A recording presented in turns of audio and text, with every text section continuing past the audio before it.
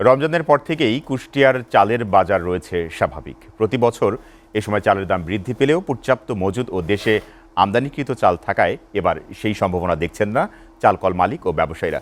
চালের বাজারের আরও খবর জানাতে কুষ্টিয়া থেকে সরাসরি যুক্ত হচ্ছেন সহকর্মী সোহাগ মাহমুদ খান। সোহাগ, আপনার কাছে জানতে চাই, কুষ্টিয়ার চালের বাজার এই যে দাম বৃদ্ধির সম্ভাবনা কতটুকু দেখছেন আপনি, আর জ্বালানি সংকটের কোনো প্রভাব পড়েছে কিনা এই বাজারে জানাবেন। সোহেল, আপনি জানেন যে সারা বাংলাদেশের মধ্যে কুষ্টিয়ার খাজানগর দেশের দ্বিতীয় বৃহত্তম চাউলের মোকাম। অর্থাৎ এই কুষ্টিয়া থেকেই কিন্তু সারা দেশে চাউলের যে দাম নির্ধারণের একটি বড় ভূমিকা পালন করে। আসলে সেক্ষেত্রে আমরা দেখেছি যে কুষ্টিয়াতে চালের যে বাজার সেটা কিন্তু রমজানের পর থেকেই স্বাভাবিক রয়েছে। এখন পর্যন্ত আমরা চালের বাজারে কোনো ঊর্ধ্বগতি দেখি নাই।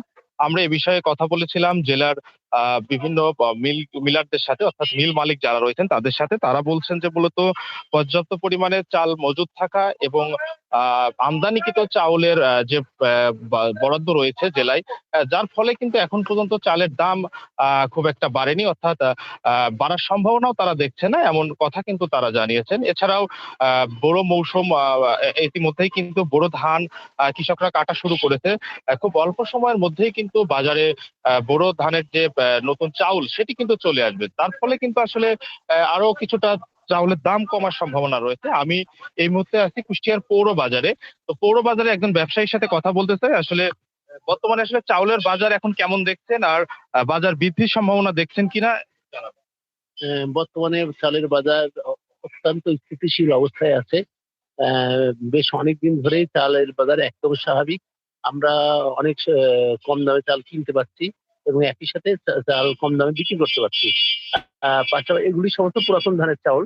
আর যখন নতুন ধানের চাউলটা বাজারে আসবে, যেটা এখন কাটা চলছে, যে ধানগুলো কাটা হচ্ছে, ওই চাউলগুলো বাজারে আসলে আমরা আশাবাদী বাজারটা আরো অনেকটা, মানে বেশ যথেষ্ট কমে আসতে পারে বলে আমরা মনে করছি।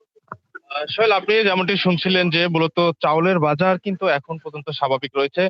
এছাড়াও আরেকটি বিষয় আপনাকে জানিয়ে রাখি যে সারা দেশে কিন্তু জ্বালানি তেলের সংকট থাকার কারণে কিন্তু বেশ বিড়ম্বনায় পড়তে হয়েছে মানুষকে। আসলে সেক্ষেত্রে আমরা কথা বলেছিলাম জেলার মিলারদের সাথে। আসলে সেটার প্রভাব কিন্তু খুচরা বা পাইকারি বাজারে পড়েনি। তো এই ছিল কুষ্টিয়া থেকে আমার কাছে সর্বশেষ। সোহেল।